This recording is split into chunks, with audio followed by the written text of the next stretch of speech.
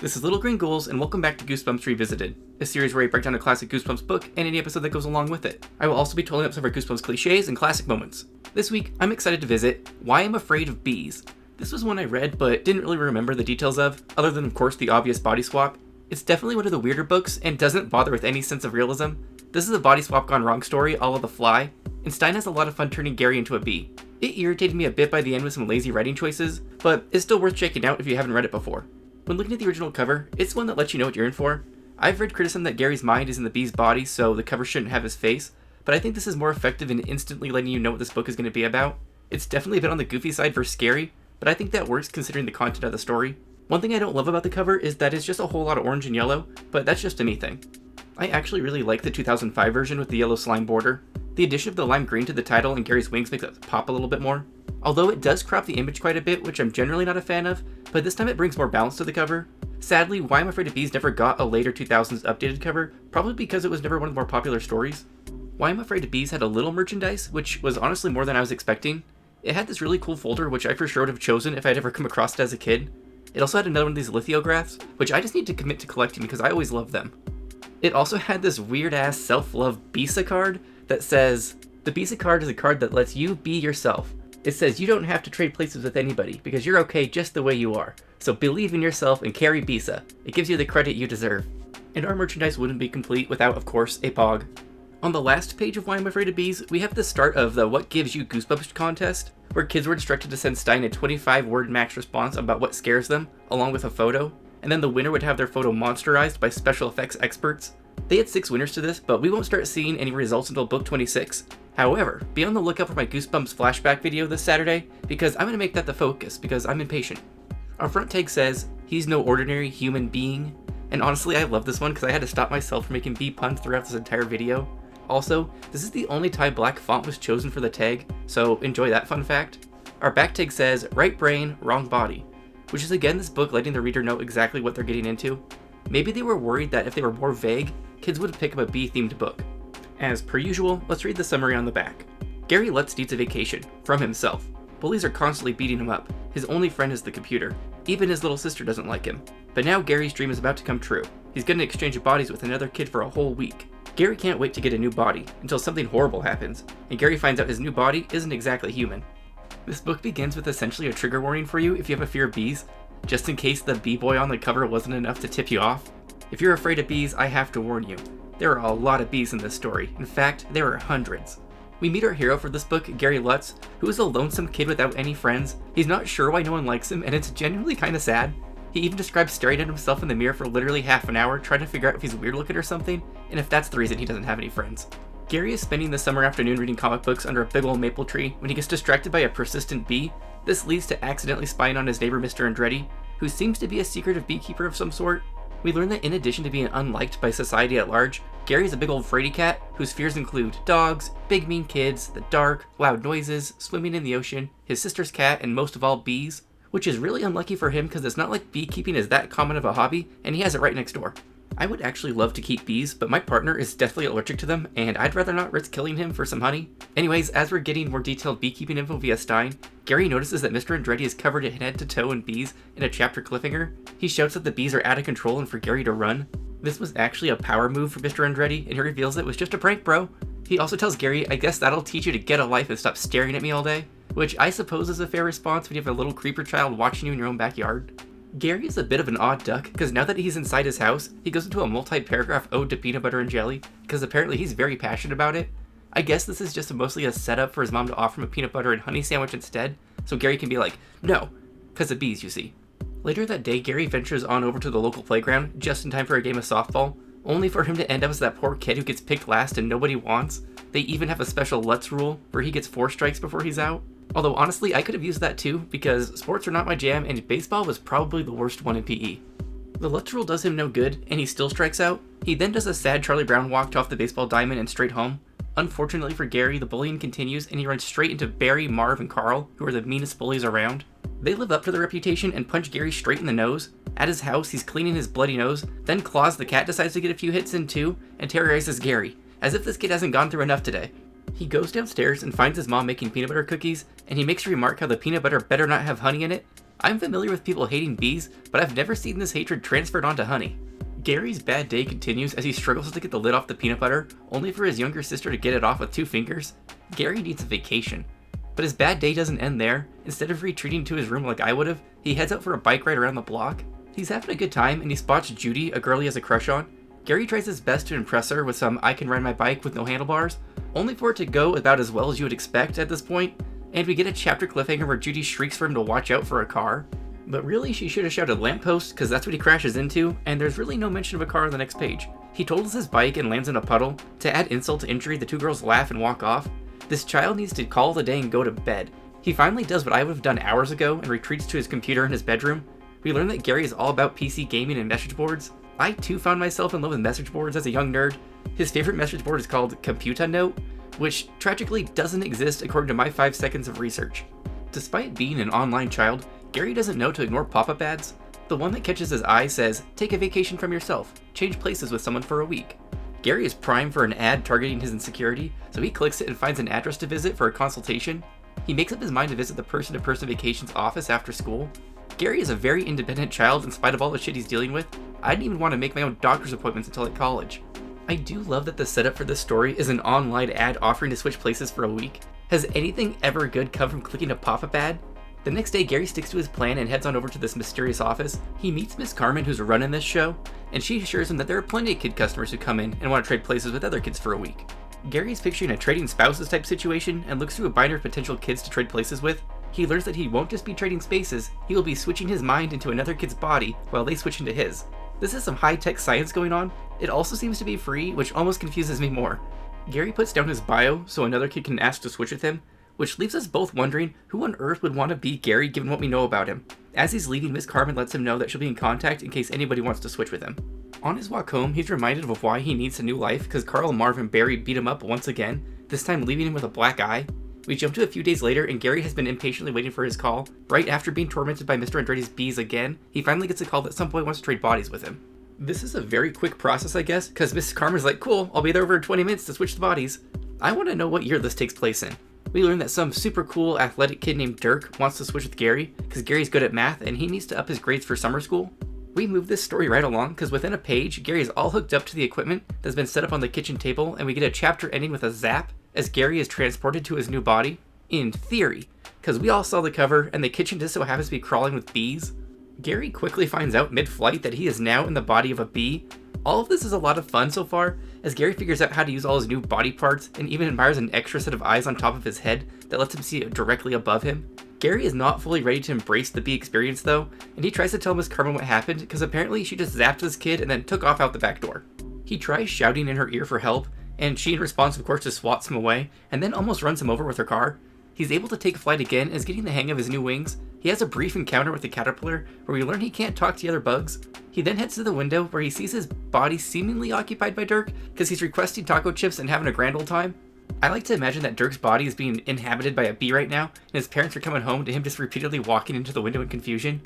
You can also tell that Stein put some time into bee trivia because Gary lets us know that bees have thousands of tiny lenses bunched together for eyes, so they can't actually focus on things. Gary is able to remember this fun fact, but not what bees like to eat though.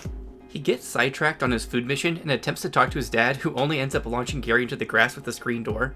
This is where Gary finally realizes the true threat in the house, Claus the cat. As in a chapter cliffhanger, Claus springs out and gets him. Claus plays with its meal for a bit before Gary's able to make his escape. He makes the mistake of doing a victory lap around the yard and ends up in Mr. Andretti's net. I'm ready to see if Gary can speak to his new hive. Turns out, no, he can't, and instead, he just gets rolled around in the net with his new bee companions. It doesn't sound like a pleasant experience with a bunch of furry little legs toppling all over him. He considers stinging Mr. Andretti, but remembers if a honeybee stings, it dies. Once inside the hive, it's dark, hot, steamy, and loud, and Gary has no idea what he should be doing. It kinda sounds like me at a nightclub. He can't figure out how to socialize with the bees, so he just tries to avoid them as he learns to use his new bee tongue to suck up some honey. He falls into a food coma right after this and sinks into a pile of bees. Once he wakes up, he springs into action and begins trying to find his way out of the hive. This whole section of the book has been very detailed and a lot of fun to imagine this kid just adjusting to his life among the bees. Gary attempts to move around the hive, but keeps running into these bully bees who won't let him pass, and they seem to know he's not doing his job. At one point, he gets stampeded, only to find that the bees are all watching a scout bee do its honey dance, so the other bees can find the flowers. This gives Gary hope that maybe he's getting closer to the exit. He ends up following the crowd out a tiny hole in the top of the hive, and instead of following the rest of the swarm, he decides to take a break on the outside of the hive to plan his next move, since he can't quite figure out how to escape the screened-in portion of the hives. Mr. Andretti appears and notices Gary just chilling on top of the hive and is like, oh no, we can't have any sick bees in my hive, and goes to grab Gary, because Gary is dumb and slow. Gary decides to be a bee and takes off. He eventually gets out of the screened-in area and manages to return inside his house. Gary hasn't put any thought in how to communicate with his family, and once again tries to fly in their face, shouting, help, it's me.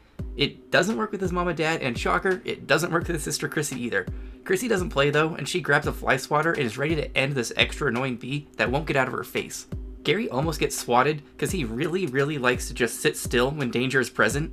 He gets out of the kitchen and decides to go buzz at Dirk, who's busy sleeping in his new body. This may surprise you, but Dirk also can't seem to hear Gary as he shouts for help and crawls over his sleeping Dirk. Gary finally has a new idea and decides to fly on over to his computer. He types out on the screen, I am not B, I am Gary, hello me. To Gary's disappointment, despite all his typing work, Dirk just looks at the screen and is like, wow, did I leave that on overnight? And switches it off. Gary follows Dirk outside the house and is shocked to find Dirk giving skateboarding lessons in his new body, and everybody thinks he is super cool now. Gary for the 4th or 5th time decides to buzz in Dirk's ear that he's in a bee's body and is dumbfounded when this doesn't work and Dirk just swats him away. Gary goes to rest on a leaf as he tries to figure out which way to Miss Carmen's office, when suddenly a dragonfly swoops down and cuts Gary in half in a chapter cliffhanger. Except, oh wait, that didn't happen. Gary just wanted to shake things up by stating something completely different than what actually happened. The dragonfly did nothing to him, it just flew by. I think these are probably the worst kind of Goosebumps chapter cliffhangers, where Stein just says something happened and then on the next page says, actually no, it didn't happen. Like it all. Gary makes it over to person vacations and is able to sneak into the mail slot and into the office, only to be foiled by a glass partition at the front desk by crashing right into it. He sees Miss Carmen, and for the 6th time, he thinks shouting, help, I'm a bee, will somehow be understood and save him. It doesn't work. As Gary takes a seat in the waiting room, he realizes there's a microphone he could try talking into, so Carmen can hear him. Because yes, bees have the physical capacity for speech, they're just too quiet. Since we have about 20 pages to go, this works, and Miss Carmen is able to hear Gary in the microphone.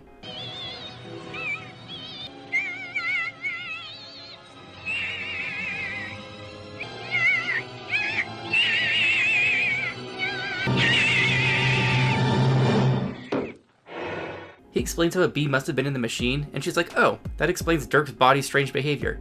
You'd think a bee boy would be the biggest hurdle to overcome in getting Gary back into his body, but no, it's actually Dirk and Gary's body we have to worry about, because he doesn't want to switch back. He likes being Gary too much. You'd also think they'd have a very clear contract and a plan in place for this type of situation, but they don't. Miss Carmen is like, well, I've tried nothing and I give up, and says Gary can go back to the hive to wait for Dirk to change his mind. Like we're not even going to attempt to explain why Gary can't be put in Dirk's body in the meantime. Miss Carmen is so upset by the situation that she says she'll give the case some extra thought tonight, and leaves the room and locks Gary in it. Okay, so Goosebumps adults are often not the brightest to further the plot, but this is next level stupidity. Gary decides to go to Dirk's house to check out the b-boy, but he can't get out of the office because every window and door is closed, and Gary thinks he's gonna starve to death over the weekend. Except once again, Stein just decides to bluntly contradict himself a few paragraphs later, and actually, the bathroom window is open. Gary finds Dirk's house without issue, and sees b-boy humming to himself and sticking his nose in flowers in the yard. Gary shouts at b-boy, and this time someone actually seems to understand him, so I guess Gary's stupidity finally paid off. Or maybe b-boy is just happy to see one of his own. Gary somehow didn't realize the b-boy would have the mind of a bee, and heads back to see Dirk because their conversation was going nowhere. On the way home, he just so happens to see Dirk beating up the bullies. Gary decides to get on the action by landing on one of the bullies' nose, and causes them to punch themselves in the face and fall over into a rose bush. After that little side adventure, Gary reaches home and for the 100th fucking time, lands on Dirk's ear and begins shouting, get out of his body, cause that worked so well this entire book. Oh wait, he can hear and understand him because of this beautiful explanation. You can hear me? Yeah sure, he muttered. I can hear you okay. You can? I was so surprised I almost fell off his ear. Yes, I can hear you perfectly. Weird, huh? I'm not sure why, but I think some of the bee cells got mixed up with my human cells during our electronic transfer. I can hear all kinds of little bug noises now. People criticize Stein, or his possible ghostwriters, for getting lazy with these books as the series progresses, and I'm not gonna lie, I can see it in a few scenes in this book. In a very realistic conversation, Dirk declares he loves his new life and doesn't care if Gary has to stay a bee, and if he doesn't leave him alone, he'll squish him. Gary gives up and has some nectar outside when he is suddenly accosted by 3 bees to be taken back to the hive. He escapes the clutches of the 3 bees and they follow him into Dirk's room. Gary's trying to use the bees to scare Dirk, but it's not working, so he decides to go back to the hive because he somehow became the head bee. He goes into the hive and flies around all crazy inside. This results in a swarm of bees ready to follow Gary into battle. Gary takes his swarm back to the bedroom window, which Dirk has not thought to shut, and attacks Dirk. Gary lands on his head and all the bees cover Dirk. Gary's like, have you had enough yet? And Dirk still won't give Gary his body. Gary loses control and stings Dirk right on the nose, which brings him very brief joy, because then he remembers he'll die once he is stung.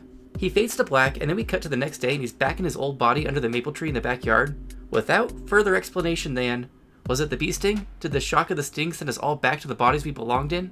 I thought for a second we had an it's only a dream situation, but so far all this happened. We know this because his dad remarks that Gary left his window open last night and a whole swarm got in his room. Gary casually walks in and asks the bees to leave, and they listen to him.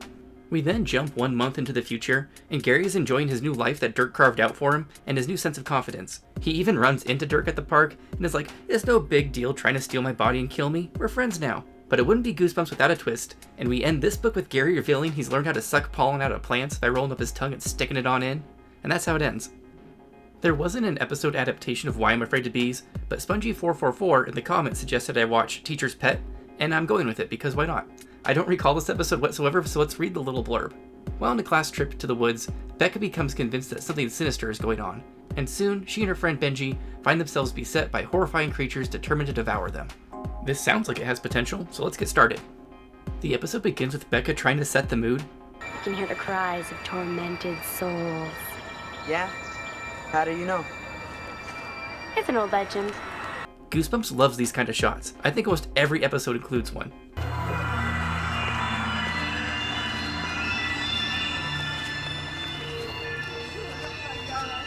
Becca loses her locket and almost gets eaten.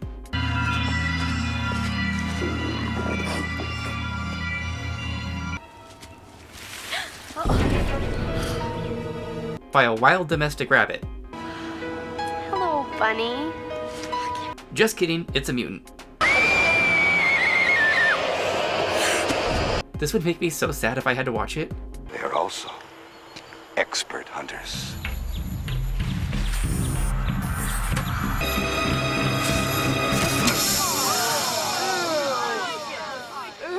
Awesome! We learned from Werewolf of Fever Swamp not to approach these types of places. Hey, what is that? Looks like someone's cabin. Come on, Beck, it's locked. That usually means we're not supposed to open it. That was a well-deserved jump scare lesson. Things are getting a little mad scientist-y in here. What is this place? I'm not gonna drink it.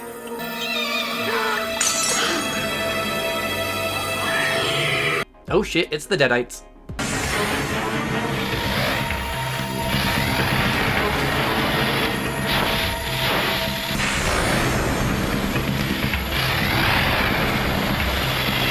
I like that they just stand there instead of, running.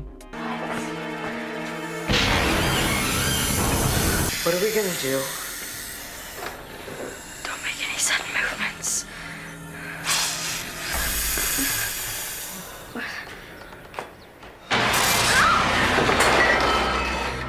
We don't have time to run, but we do have time to grab a cage and release a mouse.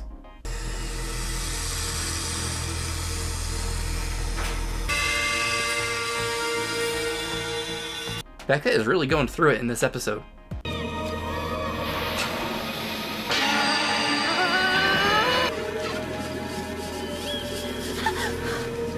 I can't. Okay, maybe this'll help.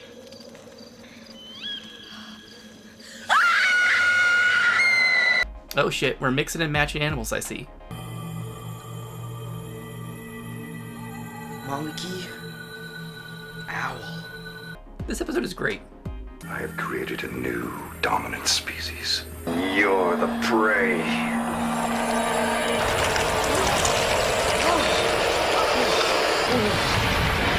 Who knew fly amino acids were so powerful? Amino acid.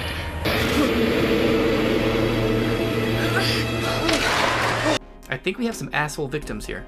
Not one bite the whole trip. In the last 10 minutes, I've been bitten 10 times. I see why this was recommended now. You got that wrong. Overall, I thought Why I'm Afraid of Bees was a pretty solid book. It was definitely more on the silly end of the spectrum than scary for Goosebumps, but it's fun to switch it up. I did get a little annoyed with having Gary try the exact same thing 7 times by flying up and shouting at people. I need variety in my stories. I also thought the Sting causing a sudden body swap was kind of a lame way to end things, but all of this doesn't ruin how fun the first 3/4 of the book were to me, so I'm going to give this one 4 out of 5 little honey bears. Okay, let's move on to the Goosebumps totals. Why I'm Afraid of Bees was missing It's Only a Dream, vomit, shoulder scares, and some asshole victims, but it did have some 90s moments. Okay, so in getting jiggy with the 90s, I had to reach for these, but I counted 2 90s moments. These included Lycra shorts, because Stein is always putting kids in these, and message boards. I know they still exist, but they just remind me of my early days on the internet. This brings our total to 74 jiggy 90s moments. Why I'm Afraid of Bees had just 2 as a prank bros. These included Mr. Andretti pretending to be swarmed by his bees, and when Gary's little sister stuck a toy mouse in his bed, which freaked him out. And as I'm reading this, I realized I forgot to mention that. Oh well. This brings our series total to 28 It's a Prank Bros. Why I'm Afraid of Bees had a total of 12 chapter cliffhangers. Some of these just weren't that great. This raises our Goosebumps total to 206. The clunky cliffhanger award for this book goes to chapters 19 to 20, where Gary says a dragonfly bit him in half, except it didn't at all. It just flew by him, and that irritated me. Shocker ending. Our big twist to this story was honestly pretty minor considering the events of the rest of the book, but on the last page we learn Gary still has a little bee in him as he curls up his tongue and stuffs it in a flower. This brings our Goosebumps series total to 12. Well, that's it for Why I'm Afraid of Bees. I thought this was a pretty fun story, but I can also see why it's one of the lesser known ones considering it lacks a monster and never got an episode. Next week we revisit Evan in Monster Blood 2, and I'm ready to see Cuddles in action. Be sure to let me know what you thought of Why I'm Afraid of Bees and Teacher's Pet in the comments. Would you swap bodies with a bee? What are your feelings on honey? Also, what did you think of my bee horror clips this week? Anyways, thanks again for watching, and make sure you subscribe for the pride, the love.